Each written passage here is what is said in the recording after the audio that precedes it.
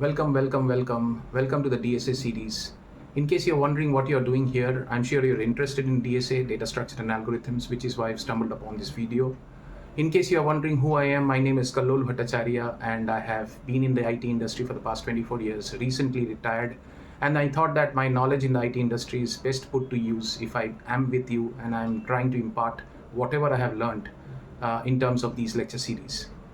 DSA, Data Structure and Algorithm, is going to be an exciting series, and we will cover everything from the basics of DSA to the advanced concepts of DSA.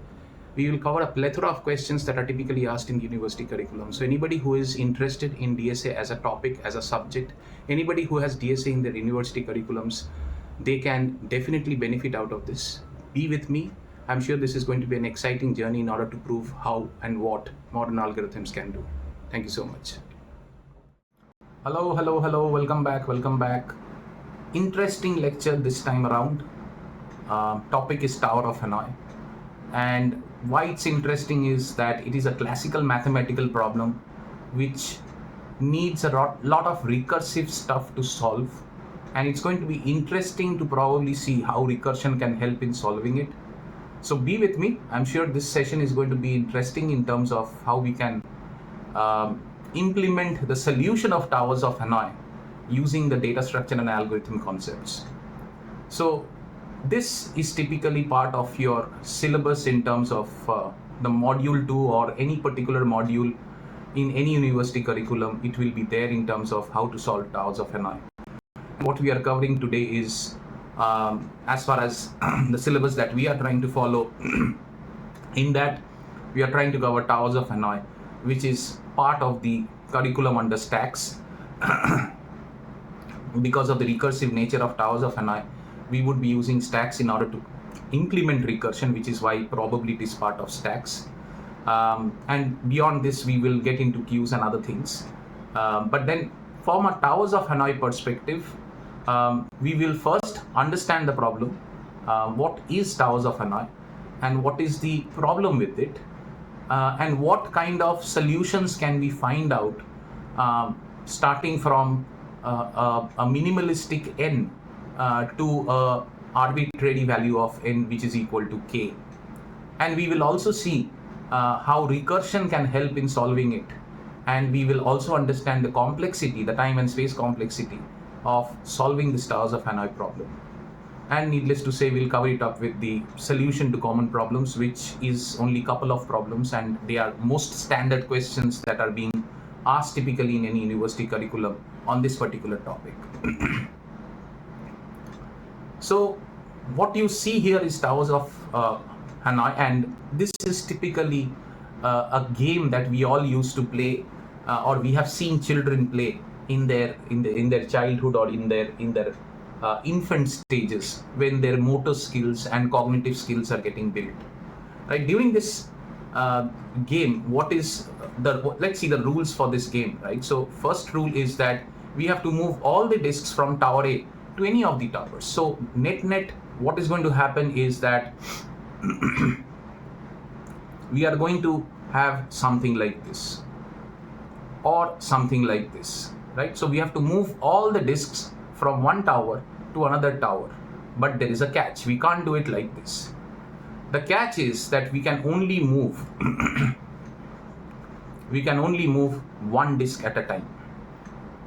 We cannot move that bundle of 3 disks that I showed you, that we moved from tower A to tower B or tower C. My apologies for the typo. This should have been tower C. Now, that being said, there is one more rule which says that no disk can be moved on top of a smaller disk. So I cannot actually make a move like this, where I'll take this disk, move it here, and then I will take this disk and move it on top of this. You cannot do this move because you cannot move a disk on top of a smaller disk, right? So we'll have to take it back, and we'll have to take this back also, and we start again. And we know that we have to take a disk from the top of one tower and move it to another tower. That's anyway the basic rule that we have. So net we'll have to move one disk at a time, and we will have to use the towers that are given to us. So if we have to move a disk, this particular disk set, right? If we have to move this particular disk set here, then we can take the help of this intermediate tower to actually do it, right? So that's something that is allowed. We can move the disks between these two towers and finally land up in any one tower with the three disks exactly the same arrangement as what it is in tower A. So that's how a Towers of Hanoi problem typically looks like. Now, if we have to judge the complexity of this particular problem, then we will down the course we will see that for 64 disks, right? Here we are only seeing 1, 2, and 3 disks, but for a 64 disk Tower of Hanoi, we would require so many moves between B and intermediate C in order to solve 64 disks the same way as it is. So let's say we will put all the 64 disks here, then in order to put all the 64 disks here, we will be taking these many moves. 2 to the power 64 minus 1. So it falls under the exponential class of time complexity, and its time complexity will be order of 2 to the power n. We will calculate that at a later point in time in this lecture, but for now, this would be the number of moves that we will take to solve 64 disks to be moved with the rules that we understood in the last slide into any one of the other two towers, which means that it will take, if one move takes 1 second, it would take 584 billion years. And you know what? Earth has been proven to be in its current state for 4.6 billion years, right? So we have our existence from 4.6 billion years from now. So 4.6 billion years is the total age of the Earth, and compare it to 584 billion years, which it will take to solve this problem. So of course, we will all not be there, and neither will Earth be there. So that's the classical nature of Tower of Hanoi, and that's what makes it interesting, that it is such a recursive, hungry problem that it will take so much of time in order to solve 64 disks to be moved with the rules that we have to follow from one tower to any other tower. So net, if we have to move 3 disks, it will take 2 to the power n minus 1 move, right? If we have to move 64 disks, it will take 2 to the power 64 minus 1 moves, right? So that's the problem statement that we introduced, that this is what is Towers of Hanoi.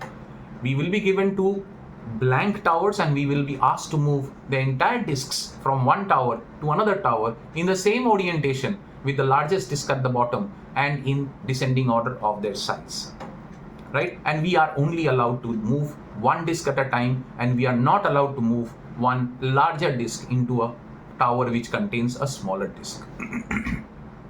With all those restrictions, we'll now have to solve this problem. So let's take baby steps to solving this problem. We will take 2 disks and try to solve this problem, right? So with 2 disks, it becomes easy. What we do is we will take this disk, and our job is to move. Let's say we are taking tower B as a destination tower. So finally, everything should move into tower B. That's our aim. So for that, we will take 1 disk from here and move it to tower C. So that is 1 move. So we are talking about this. So we took 1 move to move from A to C, a particular disk, right? And we are perfectly allowed to do so. And when we have 1 more disk, we will move this disk to tower B. And remember, I told you tower B is our target tower. So this is our target tower. We have to move everything here. We have to move everything here, right? So we have now taken care of this move also, A to B, we have taken from A and we have moved into B. And then finally, we have a situation where we can take this and move it here. And that completes our solution. And that also completes this last step, which is C to B in one move. So total, we took 3 moves for 2 disks, right? And that means it is 2 to the power n minus 1, which is again 3, right? So that proves that with 2 disks, 2 to the power 2 here, 2 to the power 2, the 2 stands for the n, the number of disks, which is 2 here. So 4 minus 1 is 3 moves that we will make. So this is a solution to a 2-disk problem. So we have to remember this, that for a 2-disk problem, it takes 3 moves. So if we are given 3 disks, right, the next problem is that if we are given 3 disks, then can we break it down to a smaller problem set where we say that we know how to solve 2 disks, right? Therefore, if we solve the top 2 disks, right, if we solve the top 2 disks, then only 1 disk would be left to be solved. And we can solve that 1 disk easily. So which is what we will attempt to do, solving the larger problem with smaller sets of problems, right? So we have a situation where if given 3 disks, we know how to solve a 2-disk problem. So let us solve a 2-disk problem first, right? Let us not worry about the 3rd disk at all, right? So what do we know? We know that if we have a 2-disk problem, we will take this disk and we will move it to any one of the towers, right? In this case, I'm trying to do my destination tower as tower B, right? And I will move everything to tower B. And then I will be in a situation to move this to tower C, right? And that means that I will be in a situation to move this to tower C. So that's what I have done here. These are the 3 moves with which 2 disks are transferred to an area which is here, right? So that's what we have actually done right now. Let me move this. Yeah. So that's what we have done right now. We have completed this, that A to B we moved, whatever was there, then A to C we moved, then B to C we moved, and finally we got a 3-move movement where 2 disks from my base tower was moved into an intermediate tower. Now we know now that we have 1 disk here which can be easily moved into my target tower. I was taking tower B as my target, so I'm now going to move this into tower B. Now you have a problem where these 2 disks need to be moved here, and we know the solution, right? We know the solution that given 2 disks and given 2 towers, I know that I will take 3 moves to actually move these 2 disks into my target tower. And the solution is that I will take this and move it here, which I am perfectly allowed to do. I'll take this, move it into my intermediate tower or my target tower, and I'll take this and move it back here, right? And that basically means that I have completed this particular section, which is my 3 moves. So in net, I took 7 moves, which is 2 to the power 3 minus 1. We started off with 3 disks. That proves 2 to the power n minus 1 theory of the total number of moves.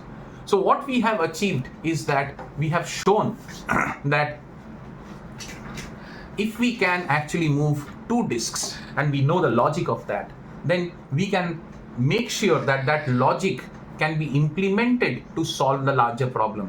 2 disks at a time in order to solve the larger problem, right? So with that, if we actually figure out a shortcut method, instead of making these 3 movements, right, can we instead say that I will be taking these 3 disks, but I know that I can transfer these 2 disks from A to C. I can directly do this Though I can't, but I can say that at the end of 3 moves, which I learned in the previous slide, this will be the situation of my 2 disks that I had picked, right? So if I would have transferred one disk, ultimately this is what would have happened. So can I say that these 2 disks can be moved directly from here in 3 moves, right? Though I just picked it up and moved it and it appeared to be 1 move, actually it is net 3 moves, and these 3 moves are internally there. And in order to ease off the problem, I am saying that we will not be showing the 3 moves separately, but we will say that we are moving this 2 disks with 3 moves, right? So that's what is written here, where we are saying that A to C via B. So we would have taken the help of B to move this to tower C, and that is why we have said A to C via B will take 3 moves. And then of course we have this out here, which we can move in 1 move here, and then we can say that this entire thing, right, can be moved here using this, right? We can move it here in 3 moves, right, which we have already learned in the last one. So that's also something that we have written here, saying that C to B via A is what we are attempting to do, to transfer 2 disks in 3 moves. So C to B via A is what we did, right? We were at C, we want to come here, but we went through this and came here, and we transferred 2 disks in 3 moves, right? So instead of writing those 3 moves separately, can't we write this like this, that 2 disk solution we know, 2 disk will take 3 moves, and with these 3 moves I am building up an algorithm slowly by slowly. So this is basically 3-step algorithm to solve a 3n problem of the, or 3 disk problem of Towers of Hanoi. Right? Now, if we have given with k disks, then we will take the top k minus 1 disk. Right? Given 3 disks, we took 2 disks, which means we took the top 2 disks. Right? We took the top 2 disks. So given k disk, right, we will take the top k minus 1 disk, so that only 1 disk is left at the bottom. Right? The same thing. Given 3 disks, what did we do? Given 3 disks, we took these 2, so that only 1 disk was left at the bottom.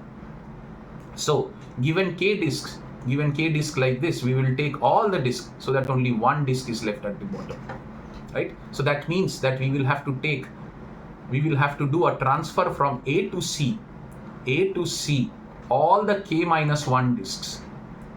Then we will have to transfer that lone disk from A to B. There will be only 1 disk left in A because we have taken k minus 1, and we will transfer that A to B disk here. And then from C to B, remember we have all the k minus 1 disks here, and we will transfer it back here using A as our intermediary. So what will be the number of moves? It will be 2k minus 1 to the power k minus 1. Right? So we will prove that. Let's not worry about that, but we will come to that. So now that we know that we can transfer 2 disks, right? We can transfer 2 disks, or we can transfer, we will say instead of 2, we will say n minus 1 disks, right? Top n minus 1 disk, so that at the base we have only 1 disk left, because we know how to solve that problem where we can take k minus 1 disk. We know how to solve that problem, right? Using whatever is the number of moves, right? So that we have only 1 disk left, and we can solve that problem using a recursive algorithm. So if you come back here again, what we saw was that we will make, again we will repeat this so that we catch up with what we are seeing.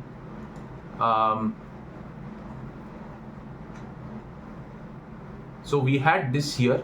We said we know how to solve a k minus 1 problem. So this was a 3 disk problem. So 3 disk k minus 1 is 2. So we will take 2 disks from here, and we will say that I know that to move these 2 disks from one tower to another tower, I will be taking the help of this intermediate tower, and I will move it to here in 3 moves. I know how to solve that. So that is what we will write here. right? That is exactly what we have written here, and that's what we will go with, right? So this is what, I'm sorry for that. So yeah, so this is what we will write here. Now next, this step is the step where we move this lone disk, because we had taken k-1, we have a lone disk. So this lone disk is what we are moving back here. And because we have moved this lone disk here, this step is also done, right? So this step is also completed. This step is also completed. And the last step is to move this here. So again, we know that this is a problem where we can definitely find out a solution which we know, which is we know that to move k-1 disk using one intermediate tower to another tower, we will take 3 moves, right? If, of course, n-1 is 2. If it is greater, it will not be 3 moves. And that's what the final output for 3 disks will look like. So we will be transferring the last k-1 disks from this tower to the target tower using this intermediate tower. So those are our 3 steps. So if those are the 3 steps, then can we create a recursive algorithm like this, right? Saying that if we have a Tower of Hanoi problem, let's say this is a function Tower of Hanoi, these are my A, I want to move it to B, I want to take C as my intermediary, and this is my total number of disks. Remember, A to B using C as the intermediary.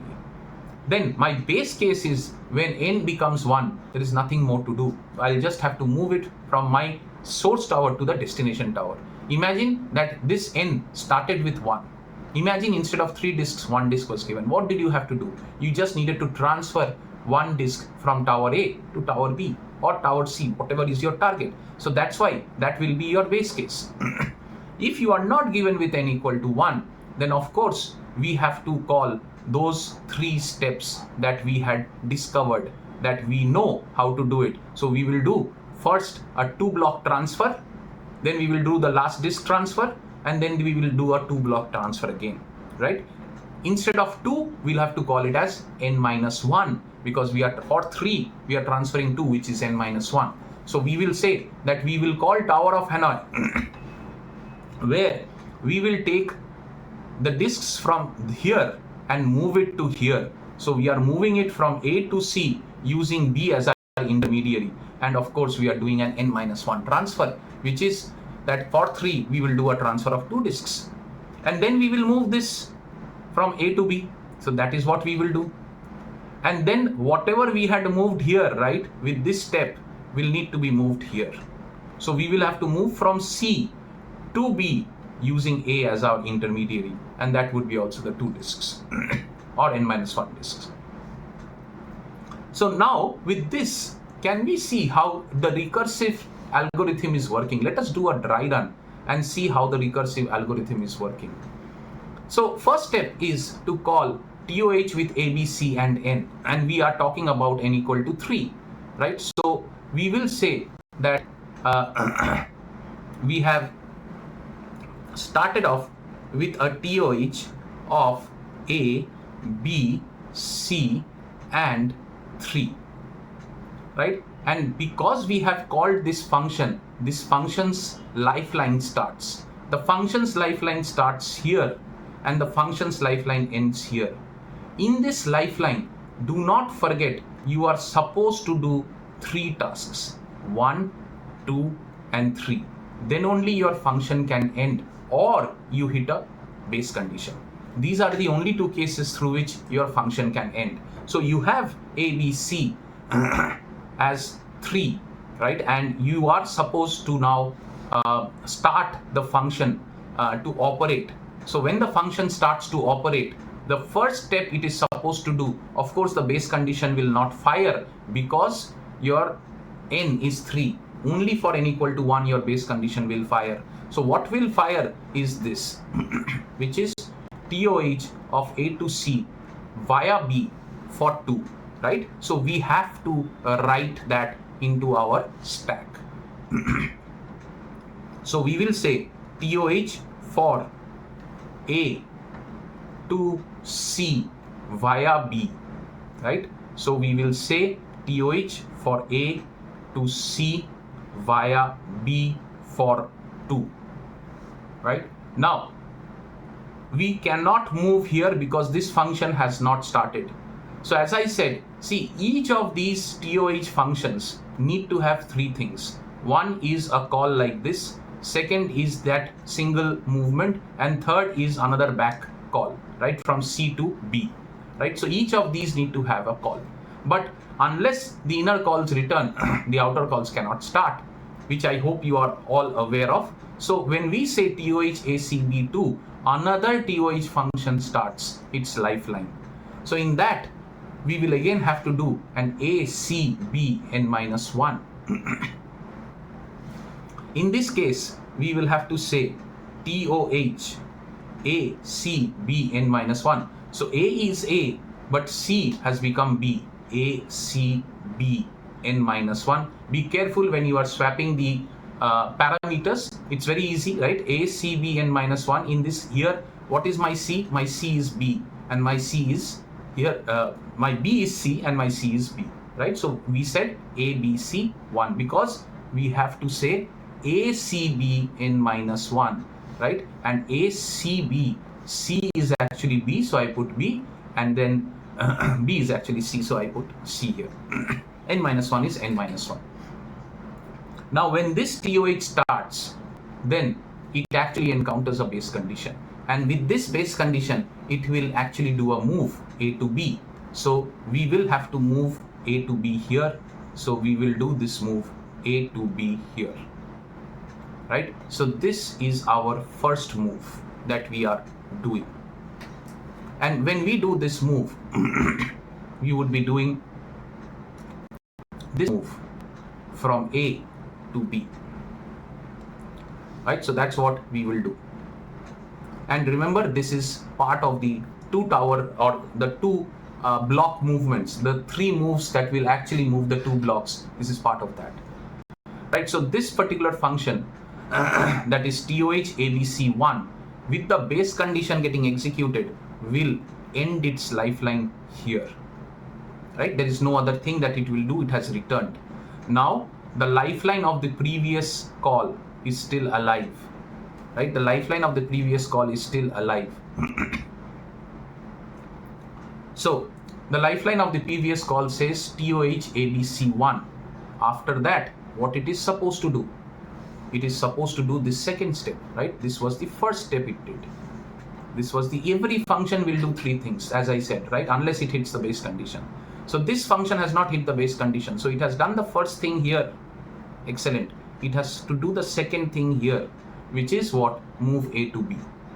Move A to B, right? That is the second thing that it has to do.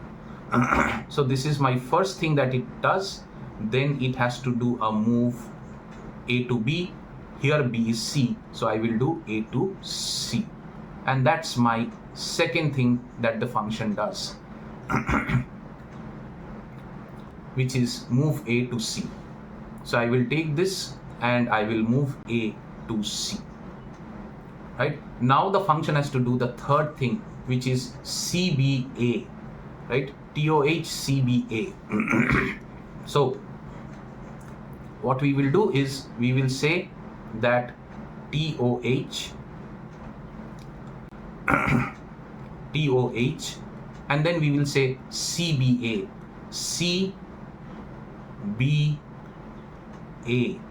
N-1, and this is the third thing that the function does. And this function calls the BCA1 function, which will mean that it will have to move A to B, that is B to C, and that's my second move, because this is the base condition, and the base condition getting executed, the lifeline of this function will be over and it will return back to its caller. So B to C will be a move that we will have to make here. So we will make this B to C move from here to here. Now because we have made the third move, or three things of a function is over, right? We did this first thing, we did the second thing, we did the third thing of this particular function, right? So for this particular function, for this particular function, 3 things are done. So this particular function's lifeline is also ended. Right? Actually speaking, the lifeline should be till the last child. So it has to go till here before it can end its own lifeline. Now,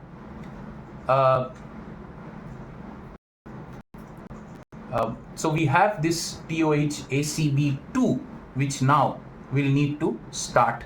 So TOH ACB2 has returned. So this was the first job of this function, right? So the first job of this function is done.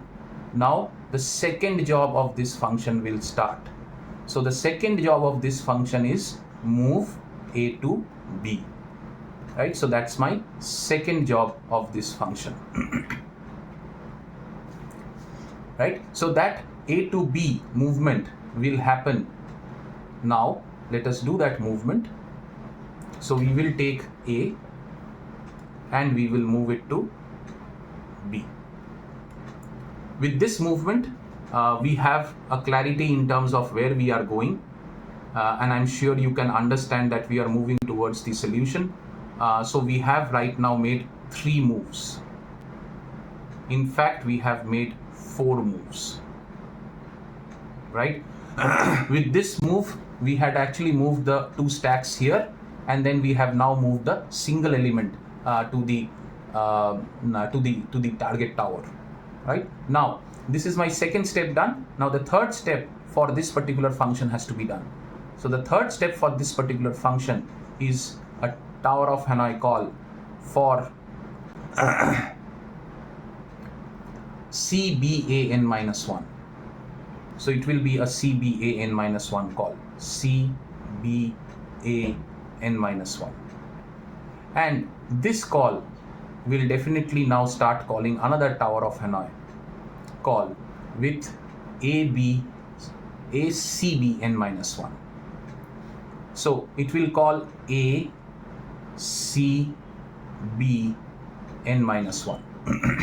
Now this is the first call for this function. Right? And this first call for this function will now make a move call, because it is a base condition, from C to A. So this C to A move will actually be my next move, right? So we will have to make that move here from C to A. So we will take this and move it to A. So what we are doing, we are moving the 2 stacks from C to A so that we can move it on top of B, right? So that's what we are trying to achieve. So this base condition is over, the lifeline is over.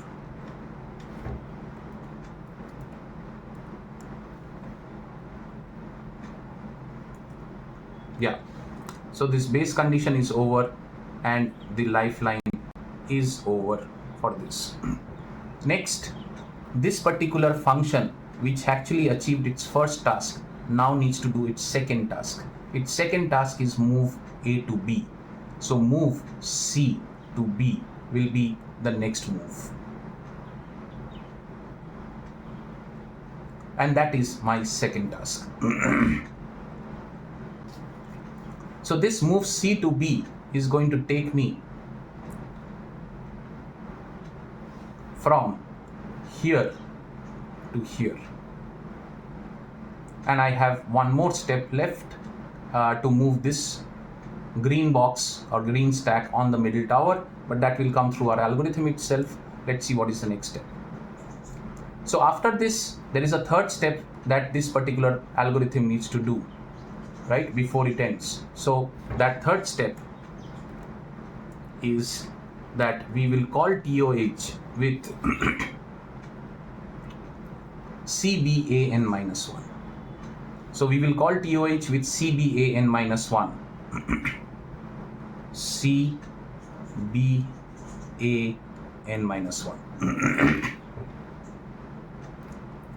And that would mean that another lifeline will start, and which will do a move of A to B, because this is a base condition. So this will be the next move, and this is the third step. So this move A to B will be moving this particular stack or disk to here, and we have achieved what we wanted to do. But let's see if our functions are returning. So this is a base condition. It will stop its lifeline here. 3 steps are done for this particular function, right? This function 3 steps are done, 1, 2, 3. So it will also terminate here. And for this function here also 3 steps are done. This is the first step, this is the second step, and this is the third step, right? So this function will also terminate here. So that basically means that this is how the stack will unwind, and therefore I will have a movement of how many? We did a 1 move, 2 move, 3 moves, 4, 5, 6, and 7 moves. 7 moves, which is 2 to the power 3 minus 1. So through the recursive algorithm, through the smaller problem that we actually solved, which is moving of 2 disks, we are able to solve. Moving of 3 disks, we can solve. Moving of any number of disks. But of course, as I mentioned, it's going to be heavily time critical, and that's why it makes this problem so interesting. So that's typically what comes. For example, if you see the questions, write a recursive algorithm to solve Tower of Hanoi problem. We just did that. Find the time complexity of the recursive algorithm of Tower of Hanoi. We know the time complexity is 2 to the power n minus 1. Can we find out a way out? So we know that we have taken n minus 1 disks here, right? So if I take that this takes t1 time, right? Let's say 1 unit of time. Then this will take tn minus 1 time, right? Because the total time is tn and we are passing n minus 1 here. So if tn is for the total, for n minus 1, it should take tn minus 1. It's as easy as that. This one is also n minus 1. So the total time should be tn minus 1. So the total time for the recursive algorithm will be something like this. Tn minus 1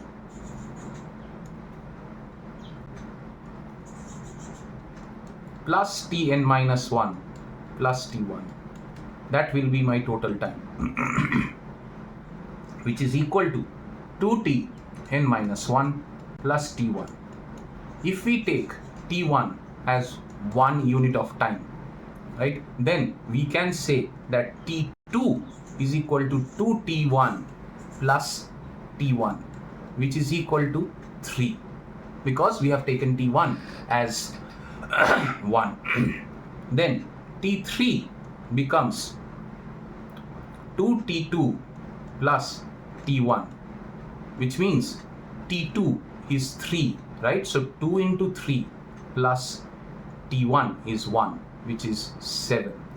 And likewise we can say t4 is equal to 2t3 plus t1, which is equal to 2 into t3 is actually 7 plus 1, which is equal to 15. What are we achieving? We are achieving 2 to the power this number, right? So we are achieving 2 to the power of 2 minus 1. Again, we are achieving 2 to the power of 3 minus 1, right? Again, we are achieving 2 to the power of 4 minus 1, right? So that's what we are achieving here. So that means that for tn, we will need 2 to the power of n minus 1. That is our time required. But from an order perspective, from an order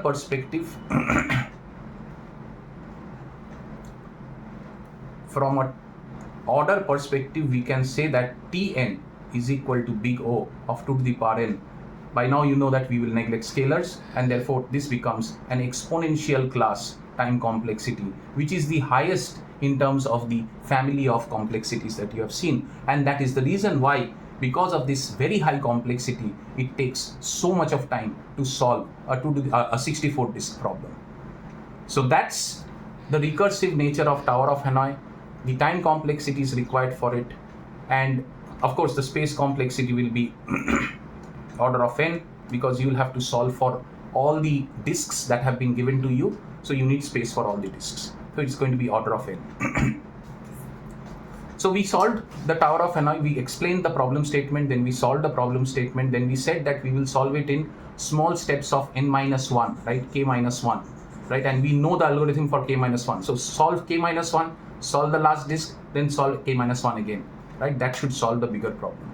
With that, we created a recursive algorithm, and that recursive algorithm, we had a dry run in terms of how it looks on the stack to calculate that yes, the disks are actually getting moved, and then we did the time complexity of the recursive algorithm for Tower of Hanoi, right? With that, the Tower of Hanoi problem, I think, has been clear to you. I hope you have found it interesting in terms of appreciating the huge nature of time that is required to solve this problem, and that's why it is an interesting mathematical problem that people talk about, right? And I hope that it is easy enough to understand how to solve it, right? So with that, we will meet in the next lecture, where we will cover